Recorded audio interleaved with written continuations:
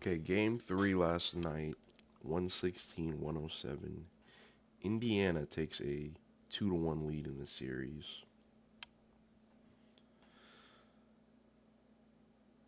I don't know how to explain what really happened in this game other than the fact that Benedict Mathurin had a ridiculous heat check game, the likes of which I've never fucking seen before.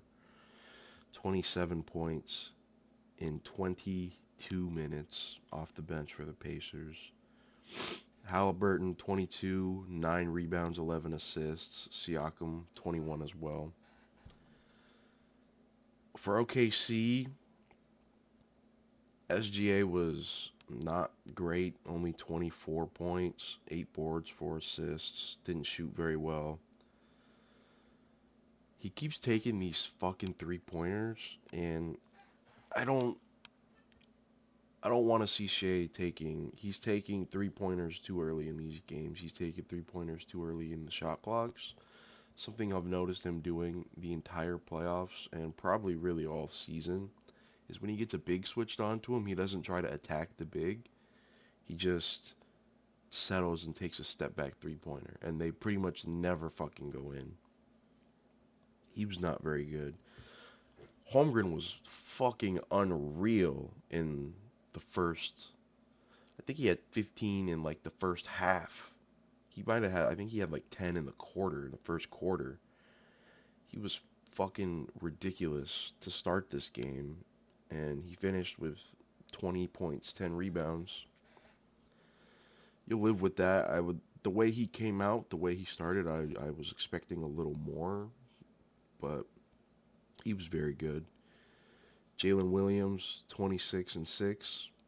He shot better in this game than he has all series. 9 of 18. The big story to me is that Alex Caruso was just uncharacteristically awful. The numbers look like an Alex Caruso game, but watching him out there, it didn't look good at all. He was careless with the basketball. He was trying to push the pace, and I don't know why. There was one play very specifically. OKC was up 4 and they score. The Pacers score a layup inside, and I think it was I think it was Thomas Bryant that scored. I think he scored a putback. But TJ McConnell's right under the basket, and Caruso gets the ball, steps out of bounds, and tries to inbound it, and he just throws it. He's trying to throw it up to Shea. He just throws it up, and TJ McConnell leaps up into the air, snags it, and has a wide open layup. And now the game was tied. So you go from up 4 with the ball, we didn't get a shot, we didn't get a basket, to before an excuse me, before an offensive player even touched the ball, we're tied. And there was a lot of that in this game from Caruso. Just weird plays, weird turnovers, stuff that he never does. 32 minutes for him. Aaron Wiggins back down to earth. 9 minutes, 0 points. Isaiah Joe hit a couple of threes. That was a good sign. Um, Hartenstein was back down to only 18 minutes, but Chet did play 34. So, and the double big lineup was out there for a little while.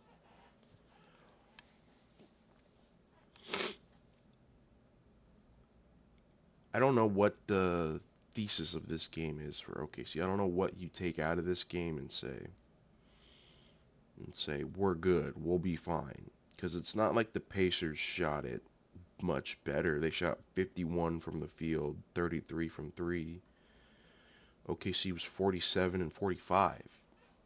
It's not like there's nothing. I mean, you can say, oh, Benedict Mathurin just decided not to miss tonight, and that's why we lost, and that's why we'll win in game 4 on Friday. Cason Wallace started again, 24 minutes, 7 points, 4 boards. Defense was good. I don't think Mark is going to change that anymore. I think we're pretty locked into that being the starting five: Shea, Wallace, Dort, Dub, and Holmgren. And we're just gonna have to live with the results at this point. I'm not gonna ask any more questions about why not go double big or why not put Caruso in there, because this deep into the series now, it's played a game on the road, played 2 games at home. If he hasn't changed yet, I don't think he's going to. Um, and after the performance Caruso had tonight, you know, it's tough to vouch for him, but I still will. Lou Dort was really good in this game. 4 threes, 4 or 5. I don't know why. There was a couple shots in this game that he took, and there always is. There was one shot in particular. He shot like a contested, moving fadeaway mid-range jumper. I never want to see him take that shot ever again. He takes those shots every now and then in the regular season, and I'm like, God, what the fuck? What is that? And he had one of those last night.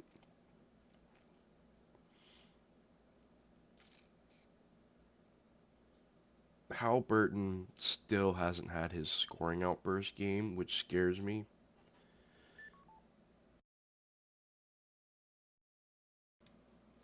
Okay, my headset decided to turn off for some reason. What I was saying was is that Halliburton hasn't had his big scoring game yet. That worries me because I feel like we all know it's coming. He's going to have a game where he goes for 30 plus. And I think OKC now is going to have to win that game. I don't think we can lose that game. um,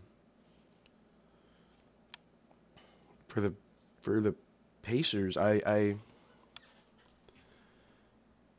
don't know what the deal is with this team. They all of a sudden are just, they feel like, I had this feeling last night watching the game that it feels like the Pacers have become the team of destiny this year. And the team of destiny is, sometimes you just know it when you see it. Um, because shit starts happening that's not supposed to happen. I mean, Benedict Mathurin is not supposed to have a 27-point, 9 for 12 game in the fucking finals in 22 minutes. Alex Caruso is not supposed to play like shit in the NBA Finals. Halliburton Halliburton hits these, when he hits these threes, and they're Curry-like threes where it's like a perfect shot. It doesn't hit any part of the rim. It's right down the middle of the basket, and the fucking net barely makes a sound because he made it so perfectly. It's ridiculous. I don't understand them.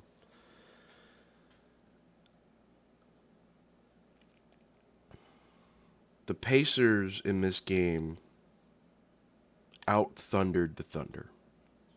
What do I mean by that? The Pacers won the turnover battle.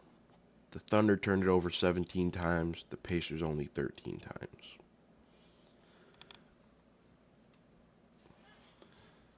They were running. They were fast. They were in transition. They were what the Pacers like to do. I thought OKC was rushing. I saw a little bit of what I saw early on in game one, what I saw a lot against Denver in round two. When the ball was in anybody except for SGA's hands, SGA can, in these moments, SGA is still like relatively controlled and at his own pace, and he plays his own game. But these other guys like Holmgren and Jalen Williams and Dort and even Caruso tonight or last night, they're rushing. They're trying to get to the basket too fast. They're driving in uncontrolled. They don't they don't put any pressure on the defense because they're going, and the defense is and the Pacers were hands in the cookie jar last night. They were all over it. I have to give a shout out to my boy YDS. He said he said that the Thunder were trying to match the Pacers, and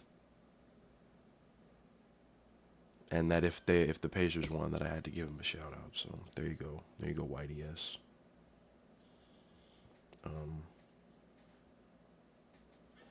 Um, I'm fucking distraught right now. I don't know what to do. I feel like I feel like the Team of Destiny thing is real, and it feels like the Pacers are the Team of Destiny right now. And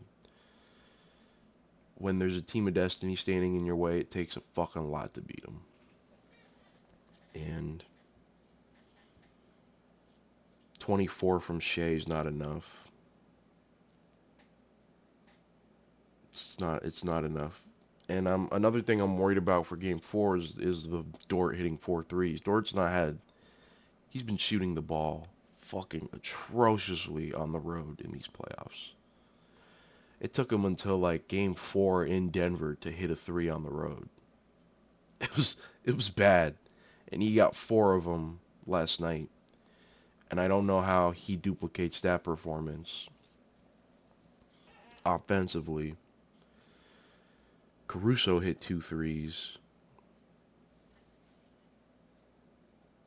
Joe's 2 threes. Joe's been shooting pretty poorly in these playoffs as well. So you got a good shooting night from three from your role guys. Jalen Williams was 50%. Holmgren 40%. That's not very good, but Holmgren no blocks. That was another thing that stood out to me. Holmgren, his best quality is probably his shot blocking. And Holmgren 0 of 6 from 3. And he got blocked by Miles Turner on one late. If there was any chance left for the Thunder to get back into the game, I think we were down. We were either down 8 or 6 in like the last 2 minutes, and Holmgren catches it, and he's been really good in these playoffs of just putting it up. He's not hesitating, he's not waiting, he's just catching and shooting, and I think that's helped his percentages. But on that one, he fucking got stuffed. Miles Turner sent that shit back, and that was pretty much it. Pretty much all she wrote. Just overall a bad night for OKC. Um,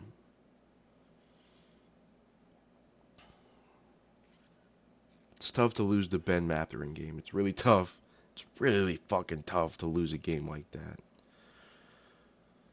where every time he shot the ball, I was like, there's no fucking way this one's going in, and it was cash every fucking time. He missed only 1 3, only 1 free throw, and only 3 shots overall. So,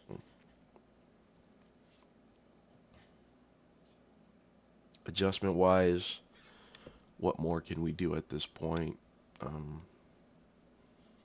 Game 4, we need an SGA game. We need a game where SGA and Jalen Williams and Chet Holmgren show up. Because if we don't get that, this Pacers, I've been saying it, this Pacers team, you can't give them air. You can't let them get ahead. They're ahead in the series now. They were ahead in the series after game 1. They're ahead in the series now. You need to win these next 2 games. You can't go down 3-1, and you really don't want to go down 3-2 going back to their building for game 6. You got to win these next 2. You got to go up 3-2, and then hope you can go into their building and close it out. And then if not, game 7, OKC. All year my prediction for the finals was OKC Boston, with OKC winning in 7, because I thought there's no way in hell any team can win a game 7 in OKC. And I felt confident about that going into game 7 against Denver. I feel confident about that going into a series where we may see a game 7 against Indiana. Granted, like I said though, if Halliburton keeps hitting these fucking shots And if they get another Ben Mathurin game, or maybe it's not a Ben Mathurin game next time, maybe it's a Ben Shepherd game, or a TJ McConnell game, or they get another Aaron Neesmith game. I don't know how. I don't know how they win unless they have something absolutely ridiculous happen. And this is the Pacers, and they have been doing it all fucking postseason. They've been scraping away with these wins that they should not be winning. And so just you can't lose game 4, can't go down 3-1. And then you really don't want to go down 3-2. And then if you win game 4, you really don't want to go down 3-2. But I feel pretty good about a game 5 in OKC at a 2-2 series. It's it's gonna be a tough series to win. There's this if OKC pulls it off, this title is gonna be earned. There's not gonna be. I don't want to hear any bullshit about injuries or free throws or weak path, any of that stuff. This is gonna be a much earned championship, and there's a lot of work to do. This Pacers team's really fucking good. I don't care that they're a 4 seed. I don't care that it feels like they're here because they keep getting lucky. They're not. They're just really fucking good. And they're kicking our ass. They've kicked our ass. They kicked our ass in this game. I know we only won in the end, or we only lost in the end by 9. But yeah, that was a rough game. A game that we should have won.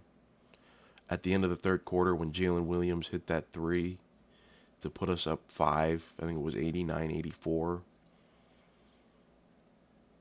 I felt like, okay, we're gonna close this one out. We're gonna finish this. We're gonna finish the deal. We're gonna put this one away, and then we just didn't. And like I've been saying, you can't give this team life because they are gonna snatch it, and they're gonna get everything. You give them an inch, they're gonna take a mile. And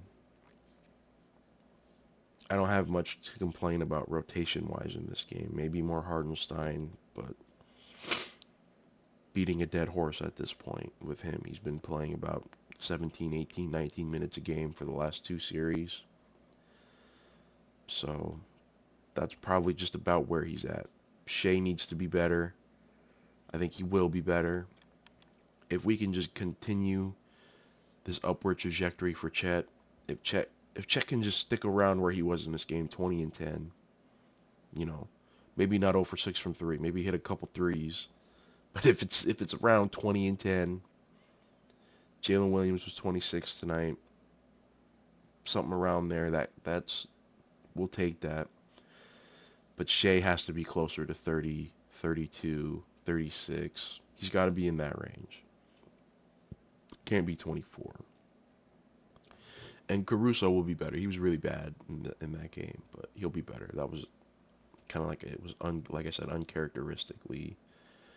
He was doing uncharacteristically dumb shit that I don't think he's going to do again in another game in this series. And yeah, I guess that's it. Game 5 or game 4 is tomorrow. A weird 1 day off. Just randomly in the middle of the series, there's a 1 day off between games. I don't know what they were thinking when they scheduled it like that, but it's the way it is. I'll try to be back on Saturday to recap that game. Hopefully, it's an OKC win, and if not, it might just be the obituary on the season, going down 3-1. So yeah, that's it.